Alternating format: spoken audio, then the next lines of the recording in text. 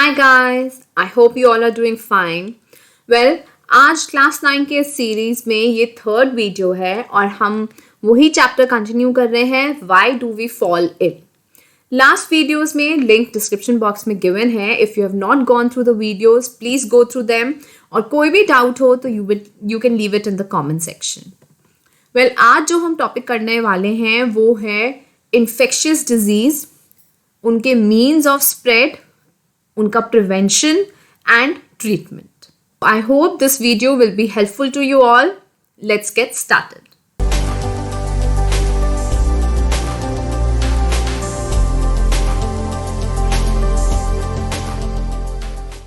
तो last class में हमने कम्युनिकेबल और नॉन कम्युनिकेबल डिजीजेस के बारे में पढ़ा था, इन्फेक्शियस डिजीजेस के बारे में पढ़ा था जो कि इन्फेक्शियस एजेंट्स के थ्रू होते हैं, मतलब कोई माइक्रोब्स के थ्रू होते हैं. जब हमारी बॉडी में कोई अनवांटेड पार्टिकल या फॉरेन माइक्रोब कोई घुस जाता है, फॉरेन ऑर्गेनिज्म, तो उसको हम इन्फेक्शियस एजेंट कहते हैं. और ये एजेंट जब हमारी बॉडी के फंक्शंस में डिस्ट्रप्शंस कॉज करता है तो that leads to a disease. ठीक है, तो ये जो इन्फेक्शियस एजेंट्स होते हैं they are of wide variety, है ना. अब अगर हम क्लासिफिकेशन देखें, क्लासिफिकेशन ऑफ द ऑर्गेनिजम्स, तो organisms have been divided into various categories, है ना. बहुत सारी कैटेगरीज हैं और हर एक कैटेगरी में कोई ना कोई इन्फेक्शियस एजेंट हमें मिल ही जाता है. ओके, तो ये जो इन्फेक्शियस एजेंट्स हैं they are spread over a wide variety of categories of organisms. ठीक है, तो इन इन्फेक्शियस एजेंट्स को हम टू कैटेगरीज में फर्दर डिवाइड कर सकते हैं based on whether they are unicellular या मल्टीसेलुलर, मतलब based on their cellular level. ठीक है, तो इन्फेक्शियस एजेंट्स अगर सिंगल सेल्ड हो सकते हैं, यूनिसेलुलर हो सकते हैं, जैसे कि प्रोटोजोअन्स हो गए, बैक्टीरिया हो गया या वायरस हो गया. All these are unicellular infectious agents, right. और इन्फेक्शियस एजेंट्स मल्टीसेलुलर भी हो सकते हैं, जैसे कि वर्म्स जो होते हैं हमारी बॉडी में जब घुस जाते हैं, so they disturb the body functions leading to diseases, right. तो इन्फेक्शियस एजेंट्स मतलब वो एजेंट्स या वो ऑर्गेनिजम्स जो कि बीमारी फैला रहे हैं, जिनकी वजह से बीमारी हो रही है, डिजीजेस हो रहे हैं, राइट. तो ये इन्फेक्शियस एजेंट्स को हम सिंगल सेल्ड या मल्टी सेल्ड कैटेगरी में डिवाइड कर सकते हैं. सिंगल सेल्ड एजेंट्स कैसे होते हैं, जैसे कि बैक्टीरिया हो गया, वायरस हो गया, प्रोटोजोअन्स हो गए, और मल्टी सेलुलर जैसे कि वर्म्स हो गए. ठीक है, क्लियर. अब इन्फेक्शियस डिजीजेस जो ये एजेंट्स कॉज कर रहे हैं, जैसे कि वायरस की वजह से हमें क्या क्या डिजीजेस हो सकते हैं, common cold, influenza, dengue, AIDS. Bacteria कौन कौन से डिजीज कॉज कर सकता है, मतलब ये एजेंट्स हैं. वायरस और बैक्टीरिया जो है, वायरस एंड बैक्टीरिया ये दोनों एजेंट्स हैं और ये डिजीज के एग्जाम्पल्स हैं कि वायरस की वजह से हमें कौन सा डिजीज हो सकता है, common cold, influenza, dengue, AIDS. और बैक्टीरिया की वजह से हमें कौन से डिजीज हो सकते हैं, टाइफॉइड, क्लोरेरा, टीबी, एंथ्रैक्स. ठीक है, इसके अलावा फंजाई जो होती है, फंजाई हमारे में स्किन प्रॉब्लम्स क्रिएट करती है, स्किन इन्फेक्शंस कॉज करती है. और प्रोटोजोअन्स होते हैं वो कॉज करते हैं मलेरिया, काला आजार. वर्म्स जो होते हैं अगर हमारी बॉडी में घुस जाएं तो they affect the body functions leading to different diseases like elephantiasis, intestinal worm infections. Correct. अब हम ये कैटेगरीज की बात क्यों कर रहे हैं, why are we talking about these categories. Well, categories are very important in deciding the treatment. अगर मुझे ये पता होगा कि जो डिजीज है वो बैक्टीरिया की वजह से हुआ है तो मैं उसकी ट्रीटमेंट जो है आसानी से कर सकती हूँ. अगर मुझे ये पता होगा कि जो डिजीज है वो वायरस की वजह से हो रहा है तो उसका ट्रीटमेंट अलग होगा. अगर मेरे को ये पता है कि डिजीज जो है कोई वर्म की वजह से हो रहा है तो उसकी जो दवाई होगी, जो मेडिसिन होगी, जो ट्रीटमेंट होगी वो अलग होगी, right. So the treatment is based on what kind of agent is causing the infection, right.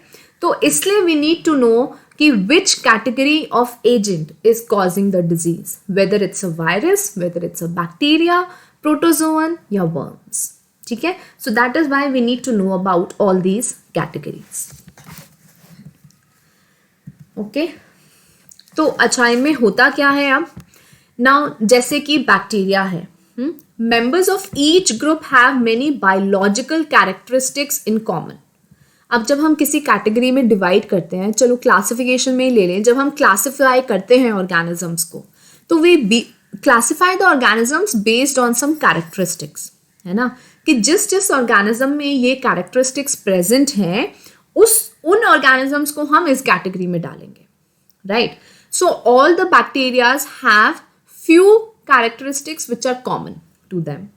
And all the viruses have some characteristics which are common to them, है ना. तो बैक्टीरिया कैटेगरी के कुछ common characteristics हैं, virus के अलग हैं, protozoans के अलग हैं, वर्म्स के अलग हैं. तो सारी कैटेगरीज में कुछ ना कुछ कॉमन कैरेक्टरिस्टिक्स होगा, है ना. और इस कॉमन कैरेक्टरिस्टिक के बेस के ऊपर हम ट्रीटमेंट डिसाइड करेंगे, ठीक है. फॉर एग्जाम्पल बैक्टीरिया, ठीक है, फॉर एग्जाम्पल हम बैक्टीरिया लेते हैं. अब बैक्टीरिया क्या करता है, the bacteria cells makes up the cell wall, ठीक है. जब बैक्टीरिया सेल बनता है तो वो सेल वॉल बनाता है. तो ये जो इसका बायोलॉजिकल लाइफ प्रोसेस है, it's an important life process. Making formation of the cell wall is an important life process in the bacterial cell. तो हम क्या करते हैं अपनी ट्रीटमेंट में, we stop this life process. We stop the cell of the bacteria from making the cell wall. तो जब हम उसे सेल वॉल नहीं बनाने देंगे with the help of medicines that we are taking, तो क्या होगा, वो सेल वॉल नहीं बना पाएगा and the cell will become vulnerable. And when our immune system will attack the cell, तो वो क्या होगा, easily the bacteria cell will be destroyed.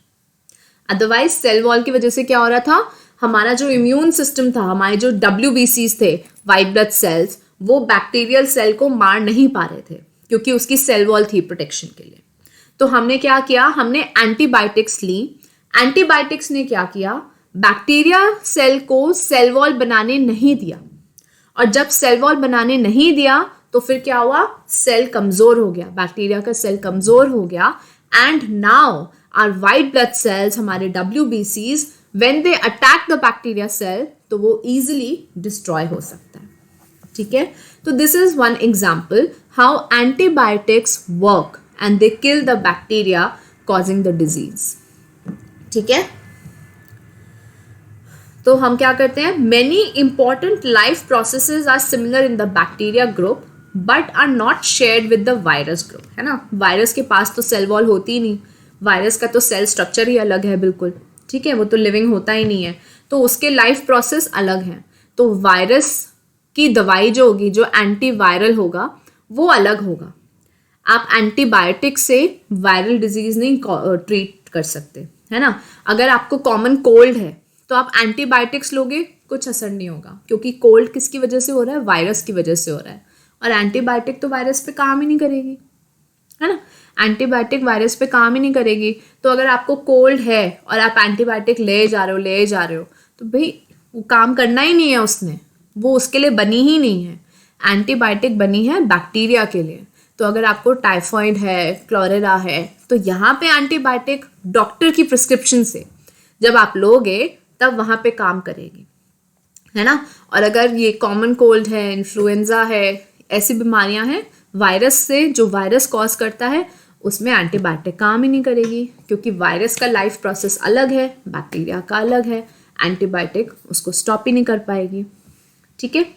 तो वही चीज़ यहाँ लिखी है जो मैंने अभी एक्सप्लेन की है. As a result drugs that block one of the life process, हमने यहाँ पे क्या स्टॉप किया, फॉर्मेशन ऑफ सेल वॉल. तो as a result drugs that block one of the life process in one member of the group is likely to be effective against many other members of the group, है ना. अब bacteria cell की तो सारे bacteria sales में cell wall होती ही है, तो जितने भी बैक्टीरिया हैं उसके अगेंस्ट ये काम करेगा ही, right. But The same drug will not work against a microbe belonging to a different group. But it will not work for a microbe, it will not work for a virus. The antibiotic will not work for a virus. ठीक है, समझ में आया? Clear? एक और बार short में, बहुत crisp में मैं समझा देती हूँ. हम इन्फेक्शियस एजेंट्स की बात कर रहे हैं. पहले हमने इन्फेक्शियस एजेंट्स को 2 कैटेगरीज में डिवाइड किया, सिंगल सेल, मल्टी सेल. ठीक है, फिर वो सिंगल सेल हो गए bacteria, virus, protozoan, multi cell हो गए वर्म्स. ठीक है, इन्फेक्शियस एजेंट्स क्या होते हैं? वो माइक्रोब्स जो कि डिजीज फैला रहे हैं, जो कि इन्फेक्शन फैला रहे हैं. फिर हम आ गए कि भाई हमें क्यों पता होना चाहिए कि ये बैक्टीरिया है, कि वायरस है, कि प्रोटोजोआ है, कि वर्म है. तो हमें इसलिए पता होना चाहिए क्योंकि जो हम दवाई तैयार करेंगे, जो हमारा ट्रीटमेंट होगा, वो उसी के बेसिस पे होगा कि भाई हमें बैक्टीरिया को किल करना है, या हमें वायरस को किल करना है, या हमें वर्म को किल करना है, या प्रोटोजोआ को किल करना है. ठीक है, तो ट्रीटमेंट, सही ट्रीटमेंट के लिए, for the correct treatment we need to know what kind of an infectious agent is causing the disease. ठीक है, अब आ जाते हैं हम मीन्स ऑफ स्प्रेड. अब तो जो ये इन्फेक्शियस डिजीज है, as the name suggest, they are infectious. They can be communicated to one person, from one person to an another person, है ना. सो इसमें क्या होता है? The infectious agents can move. Infectious agents move from the affected person to someone else, from a diseased person to a perfectly healthy person. ठीक है, अब ये different ways से move कर सकता है. अच्छा, अब इसका मतलब है कि this disease is communicated. This disease can be communicated. That is why these are called communicable disease. Right? ये तो बहुत simple है, easy. अच्छा, मीन्स ऑफ स्प्रेड पे हम कॉन्सेंट्रेट करते हैं. How can a disease, how can an infectious agent travel from one person, from one affected person, infected person to a healthy person? By various means, first of them being by air. ठीक है, तो सबसे पहले कैसे travel कर सकता है वो? एयर के थ्रू. एयर के थ्रू कैसे ट्रैवल करेगा? जैसे अगर मुझे कॉमन कफ है, कॉमन कोल्ड है, कफ है, तो मेरे को छींके आएंगी. I will sneeze, I will cough, and when I sneeze and I cough, तो क्या होगा? Small droplets will come out from the nasal cavity. These small droplets carry the infectious agent. These small droplets carry the virus. ठीक है, अब मेरे आसपास जो लोग बैठे हैं, या मेरे आसपास जो लोग उस टाइम प्रेजेंट हैं, all of them have a chance, there is a probability of getting infected. ठीक है, क्योंकि when I sneeze, I release these droplets with virus, और अगर ये ड्रॉपलेट किसी हेल्दी पर्सन के ऊपर गिर जाती है, तो that healthy person can get infected. ठीक है, तो कौन से डिजीजेस ऐसे स्प्रेड होते हैं? भाई सबसे अच्छा एग्जाम्पल, अच्छा तो नहीं बोलना चाहिए, बहुत दुखी कर रखा है इसने, कोविड-19. कोविड-19 कैसे स्प्रेड कर रहा है? थ्रू एयर स्प्रेड कर रहा है ना. इसलिए सब मास्क लगा के घूमते हैं, ताकि अगर हम जब कफ करें या हम स्नीज करें, तो हमारे मुंह से जो वायरस निकले वो और स्प्रेड ना हो, ये डिजीज कोविड और ज़्यादा स्प्रेड ना हो. That is why it is necessary to wear a mask, है ना. बहुत लोग ये सोचते हैं मास्क पहन के क्या होगा, कुछ नहीं होना, ये तो हवा में है ही प्रेजेंट. ऐसा नहीं है, हवा में प्रेजेंट नहीं है. हवा में प्रेजेंट होता तो दुनिया हो जाती खत्म अब तक. ये स्प्रेड होता है थ्रू एयर, है ना. तो जब हम कफ करते हैं या स्नीज करते हैं, तो the droplets that we release, those droplets contain the coronavirus, and when these droplets fall on a healthy person, that person can also get infected. That is why it is important to wear a mask. Okay, so do wear your mask and keep safe. कोविड-19 के अलावा और diseases जो air के through spread होते हैं, वो है common cold, TB, tuberculosis, pneumonia. Right, ऐसे डिजीजेस बहुत ईजिली स्प्रेड हो जाते हैं, स्पेशली इन क्राउडेड प्लेसेस. तो आप समझो एक मॉल है, भरा हुआ है, many people are there, shopping, eating, having a good time in the mall.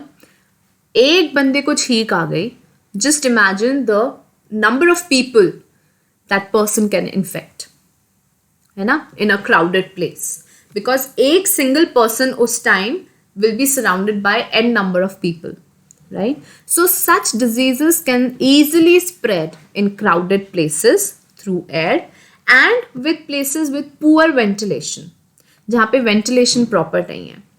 तो उससे क्या होगा, अगर ventilation proper नहीं है तो air का circulation अच्छा नहीं है. अगर air का circulation अच्छा नहीं है तो मतलब कमरे में जो हवा है वो circulate नहीं हो पा रही है, वो freshen up नहीं हो पा रही है. So all the diseases, all the agents, they get accumulated in the room. अगर ventilation अच्छा होता तो circulation होता रहता हवा का, और ये जो agents हैं, वायरस जो है हवा के साथ साथ बाहर निकल जाता. ठीक है, तो वेंटिलेशन अगर अच्छा है तो फिर there are less chances of getting infected. लेकिन बिल्कुल बंद कमरा है, कोई वेंटिलेशन नहीं है या पुअर वेंटिलेशन है, तो क्या होगा, there are more, the chances of getting infected are higher. Okay okay, now another means through which the disease can spread is through water. ठीक है, अब वाटर से कैसे होता है, कंटैमिनेटेड वाटर. कंटैमिनेटेड वाटर के थ्रू जो है डिजीज बहुत ईजिली स्प्रेड हो जाता है. ठीक है, वाटर कंटैमिनेशन कैसे हो सकती है, अब जैसे by a river side the same water is being used for washing clothes, for having a bath, then the same water is being used, थोड़ा आगे जाके क्या करते हैं, यहाँ पे कपड़े धोए, यहाँ पे नहाना किया, थोड़ा सा आगे गए, वहाँ पे लग रहा है चलो साफ पानी है, वहाँ से पानी उठाया, and then they use the same water for cooking, right.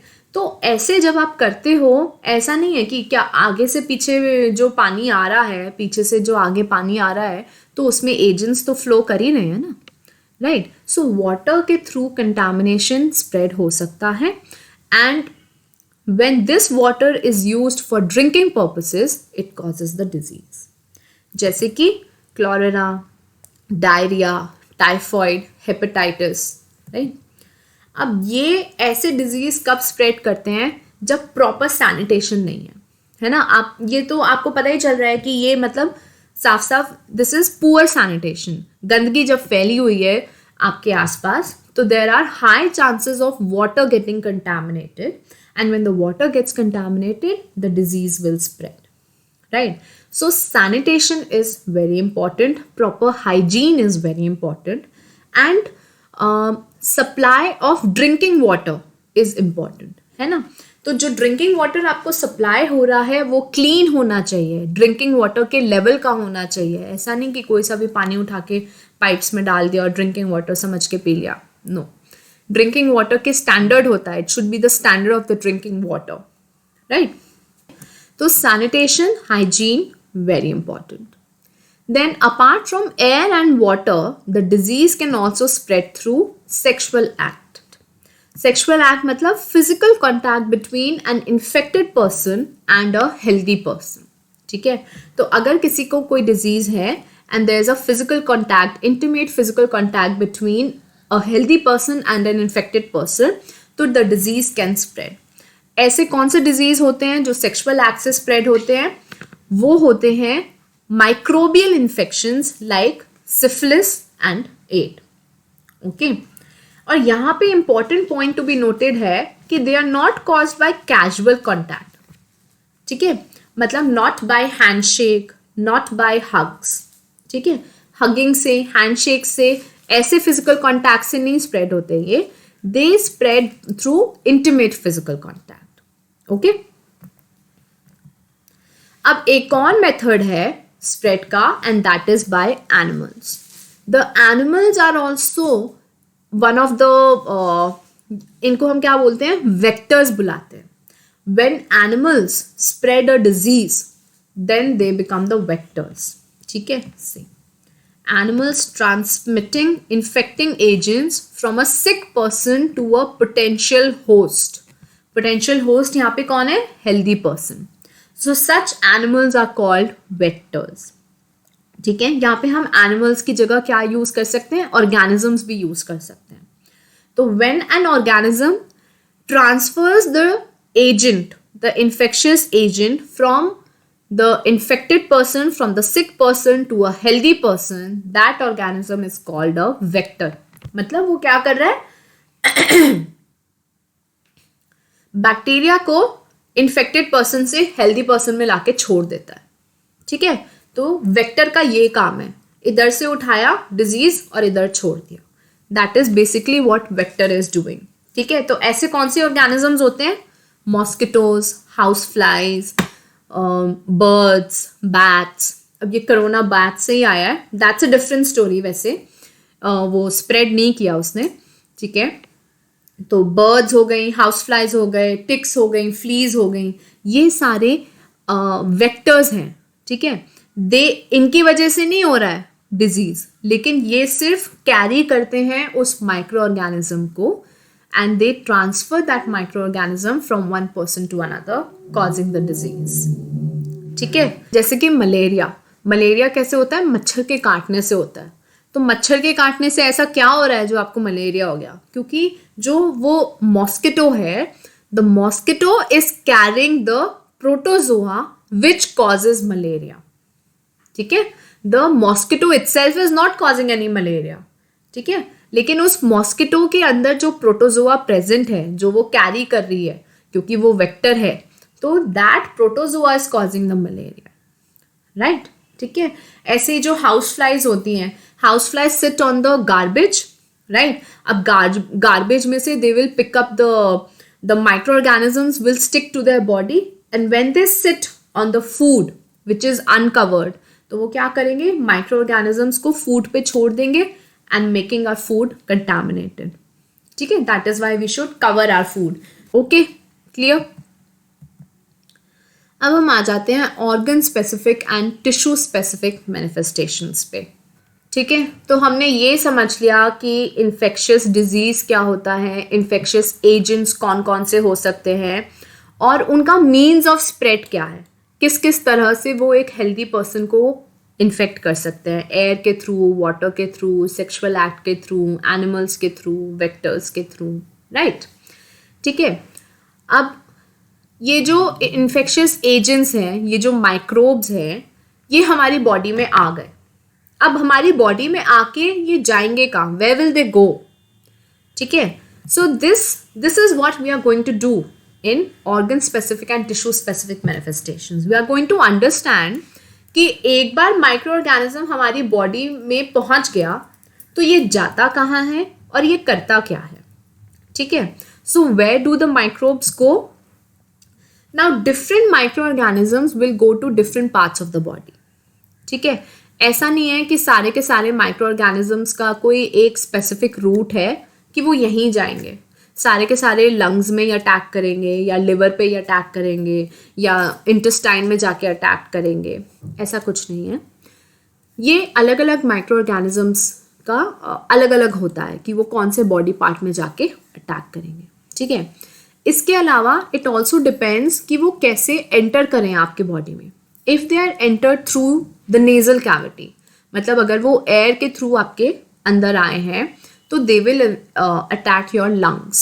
तो वो लंग्स के ऊपर आपका असर पड़ेगा, and the lungs will not function properly. Right. अगर they have entered the body through your gut lining, मतलब कंटामिनेटेड फूड या वाटर के थ्रू आए हैं, तो किसको अटैक करेंगे, वो आपकी इंटेस्टाइन को कर सकते हैं इफेक्ट, आपके लिवर को कर सकते हैं इफेक्ट, है ना, किडनीज को कर सकते हैं इफेक्ट. राइट. ठीक है, so it is different for different microbes, depending कि वो कौन से कहाँ से एंटर करे हैं उन्होंने आपकी बॉडी में. ठीक है, so it depends on the points of entry. तो जैसे कि मैंने कहा, अगर वो नोज के थ्रू आए हैं तो वो आपकी लंग्स को अफेक्ट करेंगे. तो मतलब अगर एयर के थ्रू आए हैं तो they will affect your lungs. If they have entered through the mouth, मतलब कंटामिनेटेड फूड एंड वाटर के थ्रू आए हैं, तो they will affect your gut lining, they will affect your digestive system के किसी भी ऑर्गन पे जाके अफेक्ट कर सकते हैं, डिपेंडिंग माइक्रो ऑर्गेनिज्म कौन सा है. लिवर को अटैक कर सकते हैं, स्टमक को कर सकते हैं, है ना, और इंटेस्टाइन को कर सकते हैं. राइट. तो जब लंग्स को अटैक करेंगे तो आपको कैसे सिम्टम्स आएंगे, ब्रेथलेसनेस, ब्रीदिंग में प्रॉब्लम होगी, इनहेलेशन एक्सहेलेशन में प्रॉब्लम होगी, ब्रेथलेसनेस होगी, रेस्टलेसनेस होगी, है ना, सांस लेने में दिक्कत होगी, कफ होगा, कोल्ड होगा, ब्लॉकेज इन द चेस्ट होगी, right. So all these are symptoms when the microbes enter through your nasal cavity. और जब वो कंटामिनेटेड फूड एंड वाटर से आ रहे हैं, तो जैसे अगर आपके स्टमक में गैस्ट्रिक प्रॉब्लम्स होने लगेंगी, इंटेस्टाइन को अफेक्ट करेंगे, तो आप फूड को अच्छे से डाइजेस्ट नहीं कर पाओगे, तो you might experience diarrhoea. Liver को अटैक कर सकते हैं आपके, है ना. तो ऑल दीज आर सिम्टम्स कि जब आप माउथ के थ्रू इन्फेक्शन आया है, राइट. तो like I was saying, signs and symptoms depend on the tissue on which microbes target. ठीक है. तो जिस ऑर्गन पे माइक्रोब्स जाके अटैक कर रहे हैं या फिर जिस टिश्यू पे और माइक्रोब्स जाके अटैक कर रहे हैं, उसके बेसिस पे हम बताएंगे कि भाई हमारे साइंस या सिम्टम्स क्या हैं. तो जैसे कि हमने देखा, अगर नेजल कैविटी के थ्रू आ रहे हैं तो लंग्स को अटैक कर रहे हैं, माउथ के थ्रू आ रहे हैं तो हमारे डाइजेस्टिव सिस्टम में स्टमक हो गया, इंटेस्टाइन हो गई, लिवर हो गया, इन सब ऑर्गन्स को अटैक कर रहे हैं, राइट. तो सिम्टम्स क्या होंगे? जैसे लंग्स को अटैक किया तो कफ हो गया, ब्रेथलेसनेस हो गया. लिवर पे अटैक करा तो हमें जॉन्डिस हो सकता है. अब कुछ माइक्रोब्स क्या करते हैं, हमारी बॉडी में एंटर करके ब्रेन तक चले जाते हैं. दे गो टू द ब्रेन, क्योंकि they might enter the blood, है ना. Some microbes can enter through the blood. जैसे मॉस्किटो बाइट हुआ, हमारी ब्लड स्ट्रीम में आ गए, and through the blood stream they will reach the brain. ठीक है. तो अगर हमारे ब्रेन को अफेक्ट कर रहे हैं तो we will experience headache, vomiting, unconsciousness, right. तो we can imagine what the symptoms and signs of an infection will be if we know what the target tissue और ऑर्गन इज, है ना.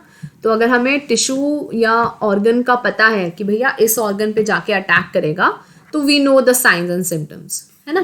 कि अच्छा कॉमन कोल्ड है, अच्छा मतलब lungs पे जाके अटैक हुआ है, ठीक है, मतलब कफ होएगा, स्नीजिंग होएगी, है ना, ऐसे. ठीक है. Because we know what are the functions that are carried out by that tissue और द ऑर्गन, राइट. ठीक है. अच्छा, एक बात यहाँ पे ऐड करनी है कि हर बार पॉइंट ऑफ एंट्री पे नहीं डिपेंड करेगा. AIDS enter the body through blood transfusion also, है ना. ब्लड के थ्रू भी आ जाता है आपकी बॉडी में. तो अब ये जो ब्लड के थ्रू आपकी बॉडी में वायरस आया है, this virus affects your immune system. वो आपके वाइट ब्लड सेल्स को किल कर देता है. ठीक है. So making your immune system weak, making your immunity weak, जिस वजह से क्या होता है, you are now more prone to all the diseases around you. तो जो डिजीजेज आपको पहले इतनी आसानी से नहीं होते थे क्योंकि आपका इम्यून सिस्टम स्ट्रांग था, your immune system could fight off the diseases, now you are vulnerable to them. तो बहुत आसानी से आपको कोई भी बीमारी लग जाएगी. You are now very prone and very vulnerable. ठीक है. तो it's not that every time point of entry matters, but yes it is important, we can not ignore it. Okay.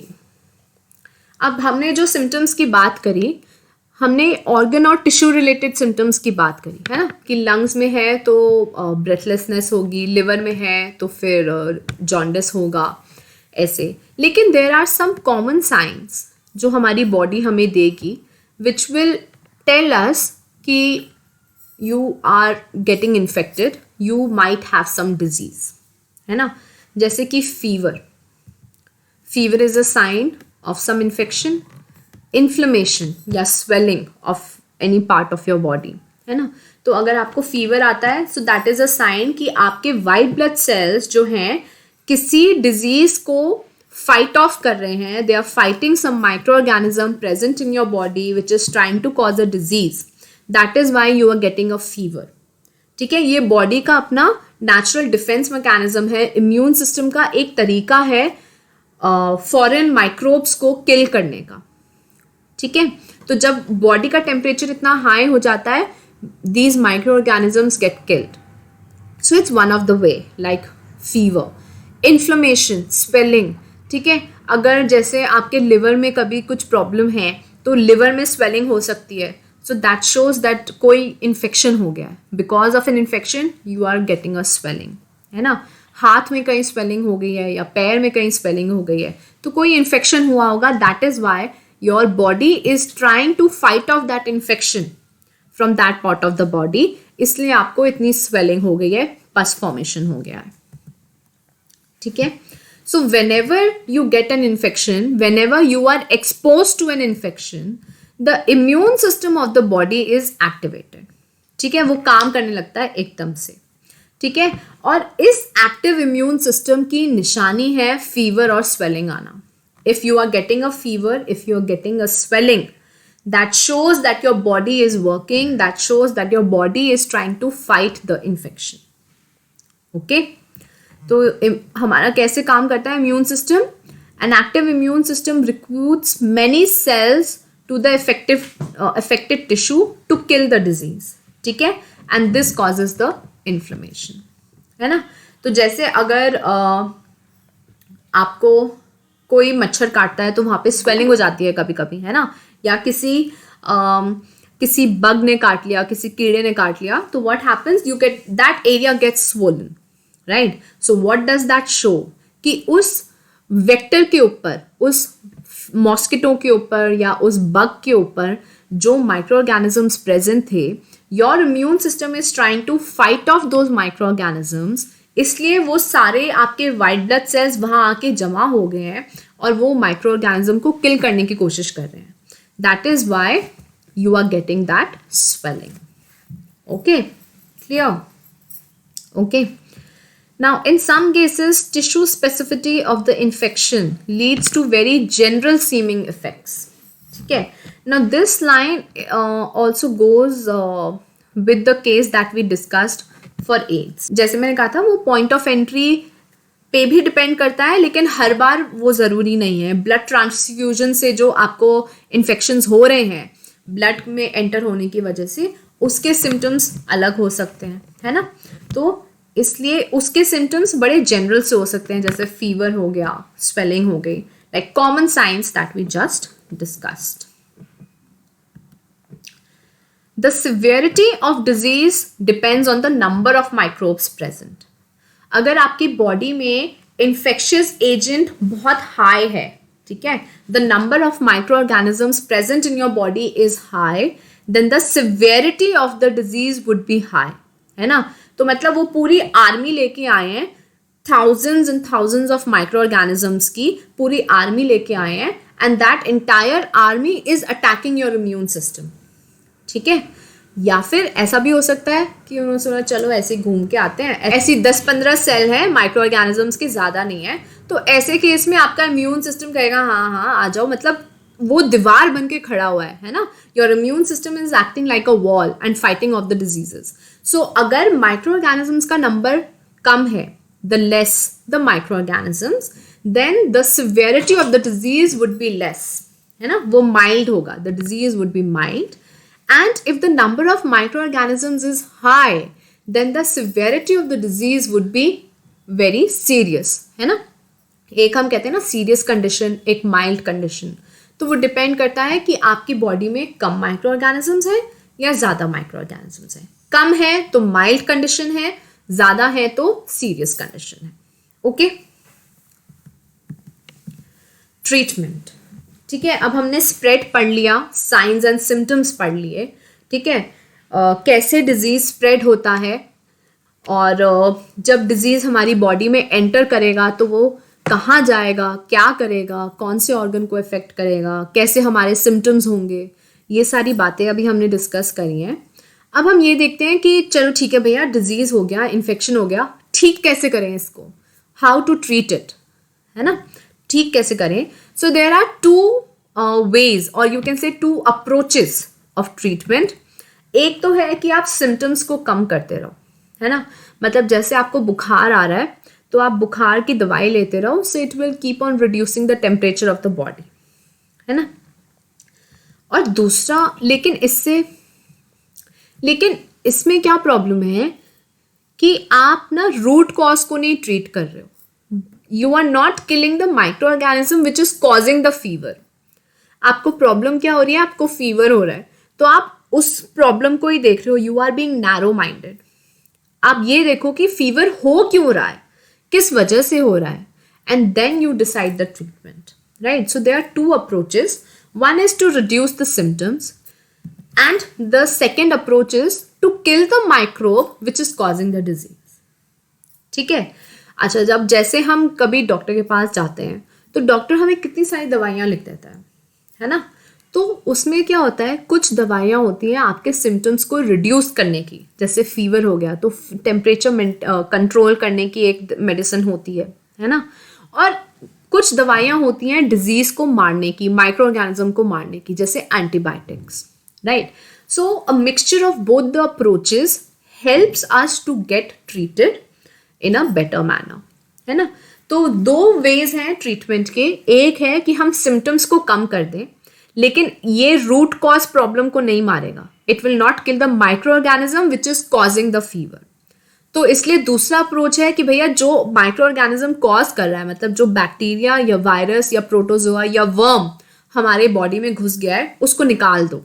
अगर आप उसको ही निकाल दोगे तो सारे सिम्टम्स अपने आप चले जाएंगे, right? So obviously the second is the better choice, better way of treatment to kill the root cause of the problem. अगर आपकी बॉडी में कोई वर्म घुस गया है तो आप उसको बैठा के थोड़ी ना रखोगे, हाँ बैठा रहे मैं खाना पीना देता रहूँगा। No, you want to get rid of that worm, क्योंकि that worm will cause problems in your body, है ना?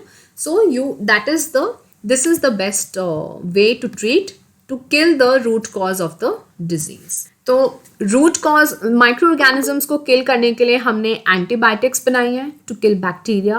वी हैव एंटीवायरल्स ऑल्सो जो वायरस को किल करती हैं, ठीक है? एंड प्रोटोजोअन्स के लिए we have different medicines, and to kill the worms which are present in our body we have deworming medicines, right? So all these medicines ये क्या करती हैं? They block a major life process in the microorganism. जैसे हमने bacteria cell की बात की थी, तो उनका मेजर लाइफ प्रोसेस क्या हमने ब्लॉक किया? सेल वॉल फॉर्मेशन, जिसकी वजह से बैक्टीरिया सेल वीक हो गया and our body then can kill the bacteria. ऐसे ही हम वायरस को भी ऐसे ही अटैक करते हैं। जो हमारी मेडिसिन बनती हैं, जब हम ट्रीट करते हैं वायरल इन्फेक्शन को, तो वो वायरस के लाइफ प्रोसेस को ब्लॉक कर देती हैं कि वो लाइफ प्रोसेस वहीं पर रुक जाए and the life cycle does not get completed, ठीक है? ऐसे ही same logic is same, the concept is same, ठीक है? लेकिन लाइफ प्रोसेस सबका अलग अलग चूज करते हैं हम, क्योंकि सब में कॉमन कैरेक्टरिस्टिक नहीं होते, है ना? Bacteria will have some other characteristics, virus का कुछ अलग होगा, प्रोटोजोआ का अलग होगा, वर्म्स का अलग होगा, ठीक है? So based on we choose one of the life process कि हमें इस लाइफ प्रोसेस को ब्लॉक करना है। और हमें ये भी ध्यान रखना होता है कि वो लाइफ प्रोसेस हमारा ह्यूमन सेल ना कर रहा हो, क्योंकि फिर वो हमारा ह्यूमन सेल भी नहीं कर पाएगा। If we take that medicine then the human cell will also get killed, right? So we have to take note कि जो हमारा ह्यूमन सेल है वो उसका लाइफ प्रोसेस और जो इन्फेक्शियस एजेंट है माइक्रो ऑर्गेनिज्म उसका लाइफ प्रोसेस भी मैच ना करे, right? So keeping these factors in mind, we choose a life process to block and then accordingly we choose the treatment. Okay, we make the medicines and then we take the medicines. Now coming to prevention, ठीक है? अब इतने बीमारियों, why do we have to suffer so much? भाई prevention is the best method, prevention is the best cure, है ना? आप होने ही मत दो disease. You don't let the bacteria enter your body. You don't let the virus enter your body. That is the best way. Make your body healthy, stay healthy, and don't let any microorganism come enter your body. तो इसके लिए हम क्या कर सकते हैं? We can prevent these microorganisms from entering our body. And how can we prevent? What are the ways of prevention? See, the ways of prevention can be general or specific. General ways क्या होते हैं? Preventing exposure, है ना? जैसे कि अभी in current times to prevent your body from getting expose to COVID-19, don't go to crowded places, don't go to places which have poor ventilation, right? Don't go to a person near, don't go Don't go near to a person who has cough and cold or any symptom which is relating to COVID-19. Right तो ये आपका prevention method है. आप अपने आप को ऐसे environment में जाने ही नहीं दे रहे हो जहाँ पे पॉसिबिलिटी है इन्फेक्शन होने का. Right so ways of exposure, you are not letting your body getting exposed to the virus. तो आप एक्सपोज ही मत होने दो. ठीक है, ऐसी जगहों पे जाओ ही मत. राइट इसके अलावा हम क्या कर सकते हैं, don't drink contaminated water. Make sure कि आपकी जो ड्रिंकिंग वाटर की सप्लाई है वो प्रॉपर है, सेफ है और क्लीन है. राइट तो अगर आपका वाटर कंटामिनेटेड नहीं होना चाहिए, फूड कंटामिनेटेड नहीं होना चाहिए, you should cover your food, wash the vegetables and fruits before eating, है ना. Don't leave your food uncovered, cook them properly. ठीक है, so these are preventing ways of exposure. तो आप एक्सपोज ही नहीं होने दे रहे हो. ठीक है, इसके अलावा हम क्या कर सकते हैं, मॉस्किटोज को ब्रीड ना होने दे. Don't let vectors such as mosquitoes, flies, bugs, ticks near you, है ना. आप मॉस्किटोज को ब्रीड ना होने दो. Don't let water accumulate nearby, है ना. पानी में ब्रीड करते हैं. मलेरिया का आपको पता ही है, एनाफिल्स फीमेल मॉस्किटो जो होती है, it breeds in the water, clean water. तो गंदे वाटर में नहीं, वो साफ पानी में ब्रीड करती है. तो ऐसा नहीं है कि सिर्फ गंदा ही पानी हटाना है, साफ पानी भी इकट्ठा नहीं होने देना है.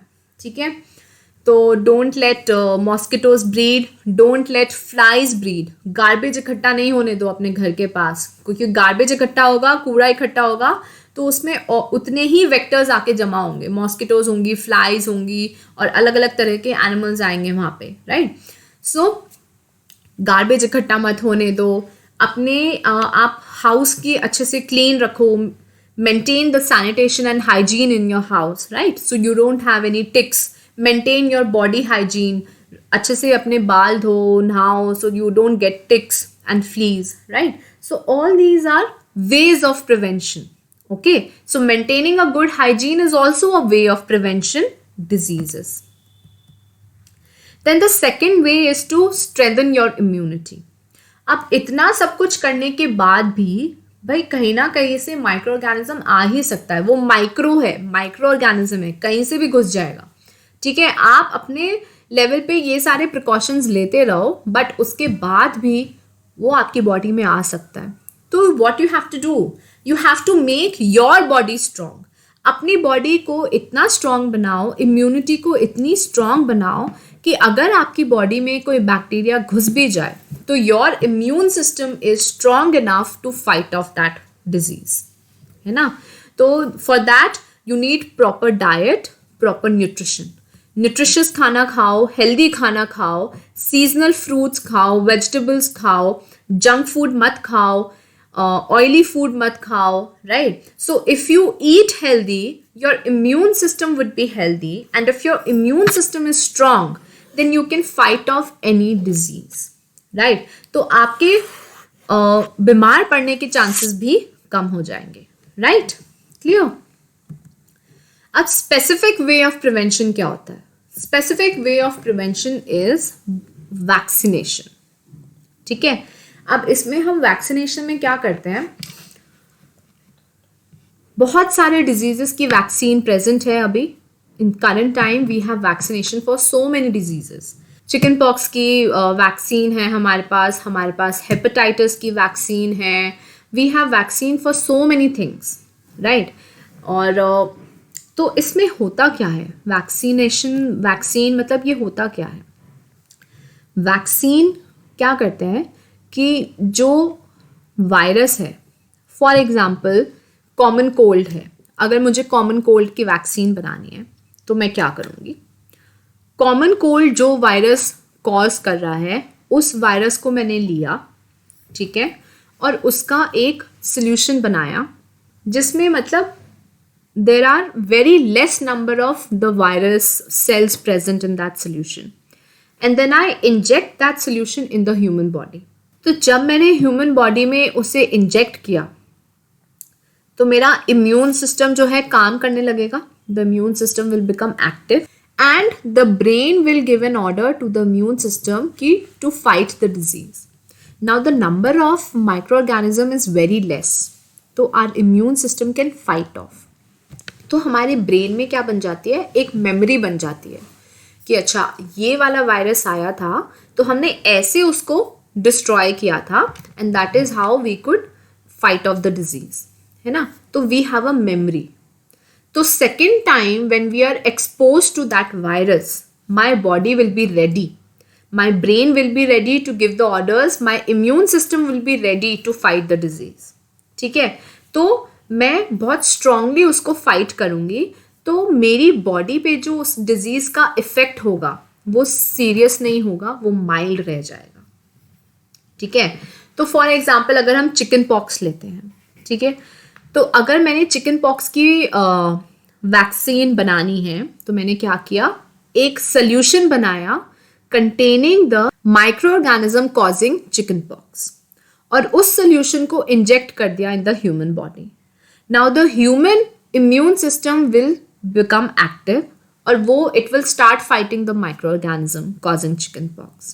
ठीक है, तो जब मैं वैक्सीन लेते हैं, when we get vaccinated we get a little fever that shows कि जो हमारी बॉडी में इंजेक्ट करे गए थे माइक्रोऑर्गेनिजम्स, उनके अगेंस्ट हमारा इम्यून सिस्टम काम कर रहा है. So getting a fever after a vaccine is a good sign. ठीक है, तो वो दिखा रहा है कि आपकी बॉडी सही तरह से ही काम कर रही है. This is what we wanted. तो next time when I get expose to the chicken pox microorganism, chicken pox causing microorganism, तो क्या होगा, मेरे पास मेमोरी होगी, my body will have a memory कि अच्छा this is how we have to fight. ठीक है, तो मेरे को इतना सिवियर चिकन पॉक्स नहीं होगा कि it will be deadly for me, mild सा होके निकल जाएगा. ओके, ठीक है. So the process of giving a vaccine is called vaccination. ठीक है, वैक्सीन क्या हो गई, a solution that is made containing the disease causing agent, containing the infectious agent, वो हो गया वैक्सीन. ठीक है, solution containing the infectious agent, and the process of injecting the vaccine into a person is called vaccination. ठीक है, तो ये समझ में आया वैक्सीन कैसे काम करती है. ठीक है, एक सोल्यूशन बनाया, उसमें very little number of micro organisms हमने डाले and we give it to the human body. तो हमारा इम्यून सिस्टम में क्या बनता है, एक मेमोरी बन जाती है कि अच्छा ये वाले वायरस के अगेंस्ट ऐसे लड़ना है. So our immune system gets stronger. All right, this is how the vaccination works. So with this, we finish this chapter. Why do we fall ill? ये chapter अब खत्म हो गया है. If you have any doubt, do leave it in the comment section. I'll be more than happy to solve it for you. I'll be more than happy to discuss any topic from this chapter with you. So you can also comment on our community tab. Okay, you can also contact us from there. Okay, and I hope that you like our videos. Because of your love and support we have reached here, and I wish कि ये love and support हमें ऐसा ही मिलता रहे और हमारी journey ऐसी ही चलती रहे. Thank you so much everyone for watching our videos, for supporting us. Do like our videos, share them, comment on the video. You can also follow us on Facebook, Instagram and Twitter. And please do subscribe to our channel. This is for today. See you next time.